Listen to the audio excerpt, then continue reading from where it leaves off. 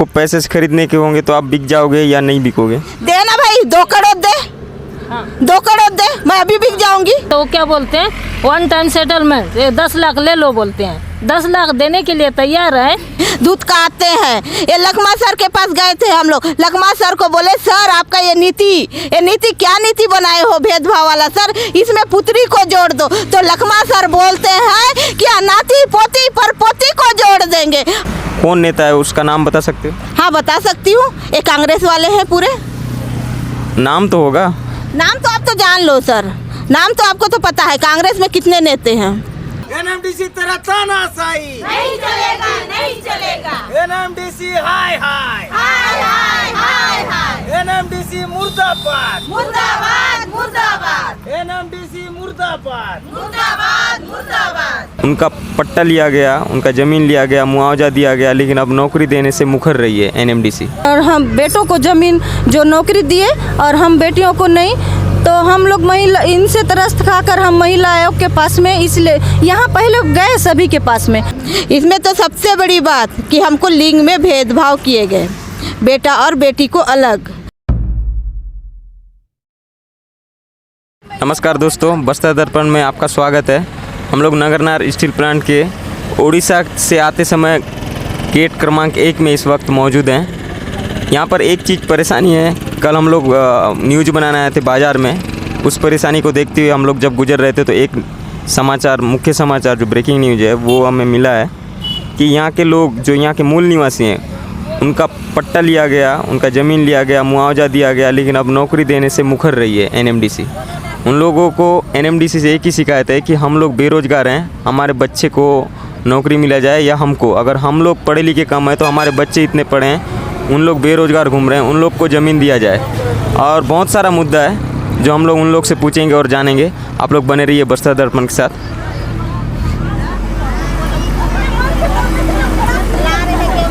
अच्छा दीदी, आपका नाम? मेरा नाम निर्मला नाग है। अच्छा, आप यहाँ पर 18 तारीख से बैठे हो, आपका क्या उद्देश्य है और किस लिए बैठे हो आप? हम यहाँ एनएमडीसी प्लांट के लिए जिला प्रशासन को और एनएमडीसी को अपनी ज़मीन दिए थे, और ज़मीन में देते वक्त हमसे ये वादा किया गया था कि ज़मीन जब एनएमडीसी प्लांट के लिए जाएगी तो आपको नौकरी और मुआवजा दोनों दिया जाएगा।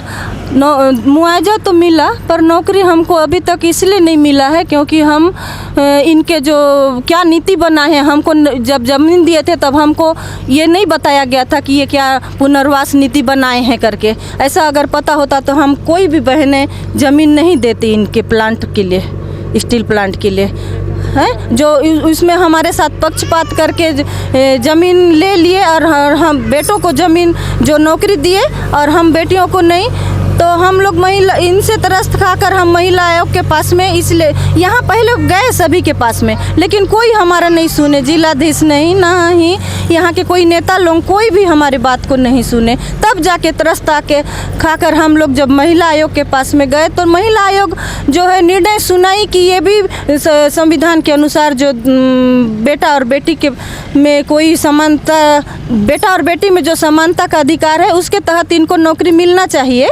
तो उनका जो है, हाँ, तो उनको हम चाहते हैं कि वो इनको ये माने और वो नौकरी हमको दे दे, हमको समानता का अधिकार मिले। हमारी ज़मीन अगर हम दिए, हम पट्टेदारी हैं, तो हमको ये नौकरी मिलना चाहिए, नहीं तो हम ऐसे। देखिए यहाँ पर एक चीज़ नज़र आ रहा है कि आपके ऊपर भेदभाव तो नहीं हो रहा है कि बाकी लोगों को नौकरी मिला और बाकी लोगों को नहीं। आपको इसके ऊपर क्या बोलना है? बाकी लोगों बेटों को नौकरी दिया गया क्योंकि वो क्या, क्योंकि ना वो पात्र माने गए हैं, हम लोग को अलग परिवार माना गया है, इसीलिए हमको नौकरी नहीं दी है। अच्छा, यहाँ पर जितने भी लोग आए हैं सब एक ही मुद्दा लेके आए हैं कि हमको नौकरी। अच्छा, आप बताइए आपका इस लड़ाई में क्या योगदान है और आप क्या चाहते हैं? आपको भी बाकी लोगों की तरह समान नौकरी मिलना चाहिए या फिर देखिए नौकरी इस विषय पर मिलता है कि इंसान को पढ़े लिखे, आप कितना पढ़े लिखे हो, आपके पास क्या, ये सब चीज़ भी मांगता है। क्या वो चीज़ आप पकड़ के बैठे हो या फिर आप वो सब चीज़ लेके गए थे एक बार एनएमडीसी के पास कि हमको नौकरी चाहिए बोल के, और आपको किस प्रकार का व्यवहार किया, किस टाइप का किया, ये आप हमारे साथ शेयर कर सकते हैं? सबसे पहले तो मैं ये बताना चाहती हूँ, सबसे पहले जिला प्रशासन, राज्य शासन और एनएमडीसी ने ये हमसे झूठा वादा किया कि तुम्हारे ज़मीन के बदले हम नौकरी और मुआवजा देंगे। पर मानते हैं कि मुआवजा हमको मिल गया हमारे ज़मीन का, लेकिन नौकरी अभी से नहीं दिए हैं। इसमें तो सबसे बड़ी बात कि हमको लिंग में भेदभाव किए गए, बेटा और बेटी को अलग। जब हमारे माँ बाप ही हमको अलग नहीं माने, एक ही समान माने, बेटा को भी उतनी अधिकार दिए और बेटी को भी उतनी अधिकार दिए, तो इन लोग होते कौन है हमको भेदभाव करने वाले? जब वही खातेदार हम लोग भी है, स्वयं के खातेदार है। जितनी बहनें बैठी है ना, स्वयं का खाता है, स्वयं का ज़मीन है, जो हमारे बाप दादा ने हमको बंटवारा करके दिया था। और ये बंटवारा भी जिला प्रशासन के द्वारा ही हुआ था, ये अपने से नहीं किए थे, ये सरकारी शिविर लगा के हमारा बंटवारा किया गया, क्योंकि ये बोला गया कि हर खातेदार को नौकरी दिया जाएगा। लेकिन इसमें भाइयों को, हमारे भाइयों को ही नौकरी दिया गया, लेकिन हमारी एक भी बहन को नौकरी नहीं दिया गया। इसमें जिला प्रशासन का बहुत बड़ी गलती है, जो हमारे साथ नहीं है, ना कोई हमारे साथ खड़े हैं। हम लोग किसी के पास मदद मांगने जाते हैं, नहीं तुम लोग बेटी लोग हो। हम बेटी होना गुनाह है क्या? हाँ? जब 2005 में संविधान में लिखा हुआ है बेटा और बेटी का समान अधिकार, तो हमको अधिकार क्यों नहीं दे रहे? हमको क्यों वंचित कर रहे हैं? और पढ़े लिखे वाली बात कर रहे हो सर, क्योंकि पढ़े लिखे तो यहाँ पर एक बार एनएमडीसी के अंदर घुस के देखो कि कितने पढ़े लिखे बैठे हैं वहाँ पर। अच्छा, अभी जो कुछ दिन पहले माननीय नरेंद्र मोदी जी आए थे, जो कि हमारे देश के प्रधानमंत्री हैं, आप अपना आंदोलन वहाँ तक ले गए, वो आपका जो सिफारिश है वो सुनने में कायम रहे कि वो भी भीड़ भाड़ में नज़रअंदाज करके चले गए? आजकल कौन नेता हमारा साथ देता है? अच्छा, आपको किस पार्टी से अभी उम्मीद है कि ये हमारा कोई पार्टी में नहीं है हम। ये लड़ाई कब तक चलेगा? जब तक हमको नौकरी नहीं मिलेगा तब तक हम लड़ते रहेंगे। या तो हमारा ज़मीन वापस कर दे, हम पूरा मुआवजा उनके मुंह में फेंकते हैं। 2018 में भी ये लड़ाई चालू हुआ था, फिर उसको रोका क्यों गया? क्या कारण वो रह गया जो आप रोक लिए उस लड़ाई को?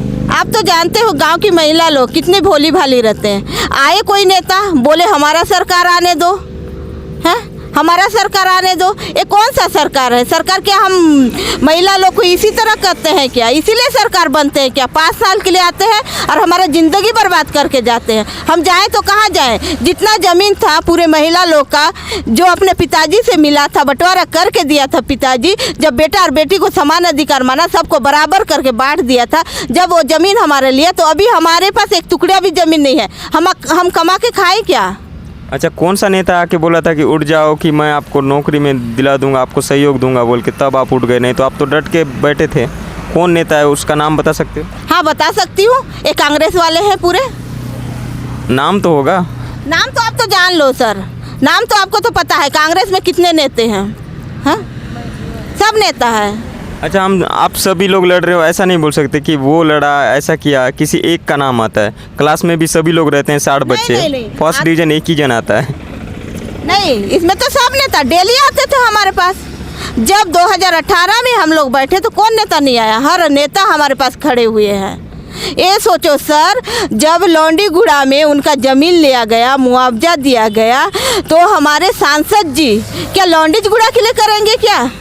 हमारे लिए कुछ नहीं कर सकते क्या? उस वक्त वो विधायक पद में थे, बाद में वो सांसद बने। आप उनके पास एक बार गए थे कि हमारा भी परेशानी दूर कर दो बोल के? सर हम क्या बताएं आपको, हम 10 बार जा चुके हैं, हर समय गए हैं। जब या नानगुर में सभा में जब मुख्यमंत्री आके बोला कि तुम बेटियों को मैं हाई कोर्ट से केस वापस करवा के तुमको नौकरी दिलाऊंगा, एक वादा था ना, सब समाज के सामने यानी सबके सामने बोले थे। इतने भीड़ में, लाखों भीड़ थे वहाँ पर भी। आपके पास इसका कोई गवाह है? हाँ, सबूत है, सबूत है हमारे पास, पूरा रिकॉर्ड है, वीडियो है हमारे पास। हाँ हम दिखा रहे हैं।